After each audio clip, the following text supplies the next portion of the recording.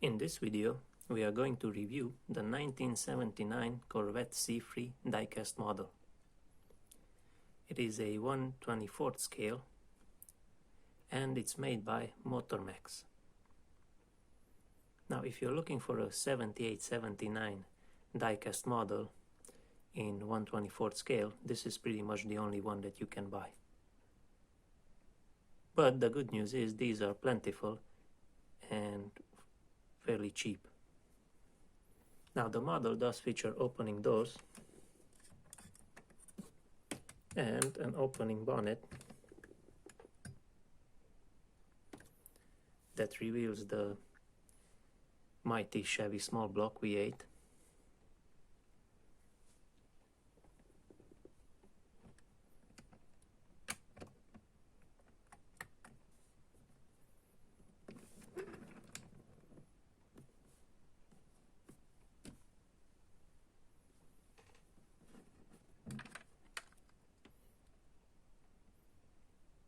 Now, as you can see, most of the details are molded into the cast.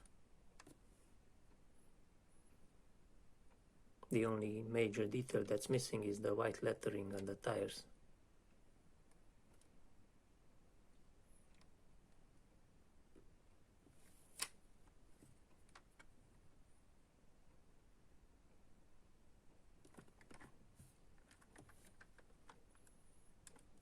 The T-tops are non-removable, they're just fixed into place.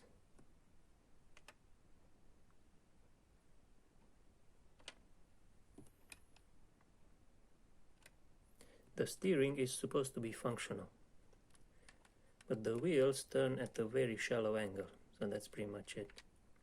And if you look inside, the steering wheel barely moves, so that's pretty much it.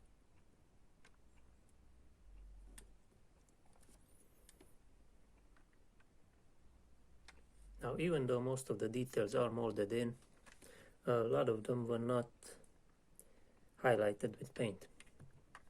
So since I had it, I painted the front side markers with silver. On the original car they are orange, but I painted them silver for contrast.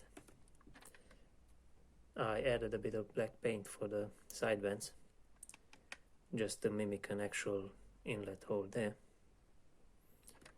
And I also painted the sills in black. They were red, because from the factory most of these cars had the black sills.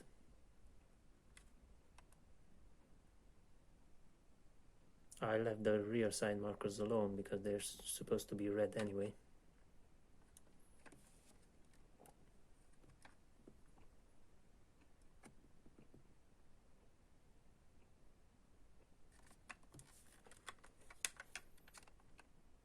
Now, the same is true of the interior. Even though you have a lot of details molded in, few of those bits are actually painted.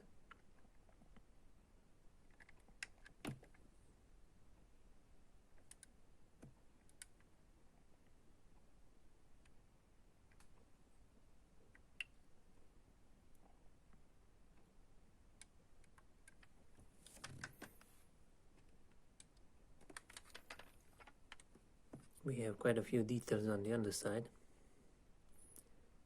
So as you can see, we even have the leaf spring that's mounted underneath the rear diff.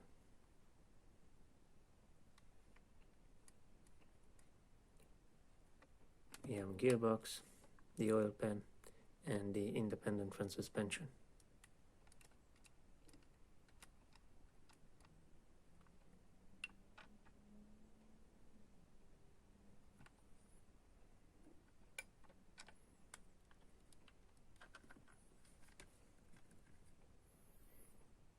Now, as far as overall quality, these are a bit iffy.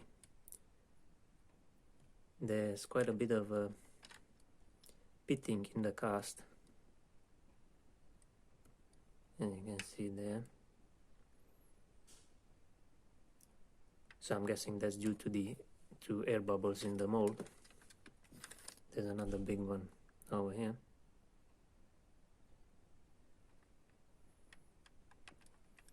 The window was a bit loose, it was rattling about, so I had to glue it in place. And also from handling, the silver sticker that was on the mirrors just came off. I tried to glue it back in place, but it wouldn't stick. So in the end I just gave up and painted them silver on both sides.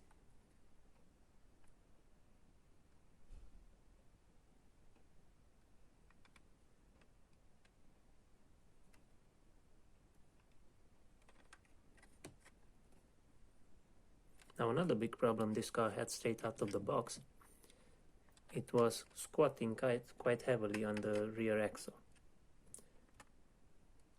for some reason. So I took it apart about 3 times until I sort of came up with a solution and installed a spacer in between the rear part of the floor plate and the body. So you can see here that the floor plate is not flush with the body, and that sort of fixed the squatting. So now we have pretty much the same gap between the rear wheel and the fender and the front wheel and the fender.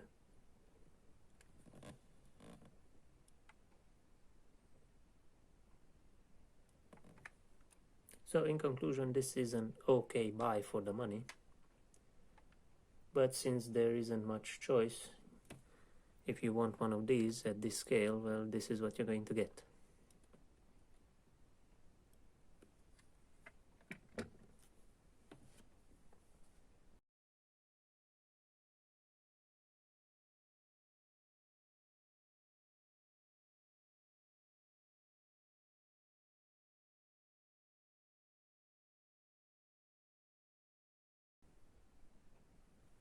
Thanks for watching.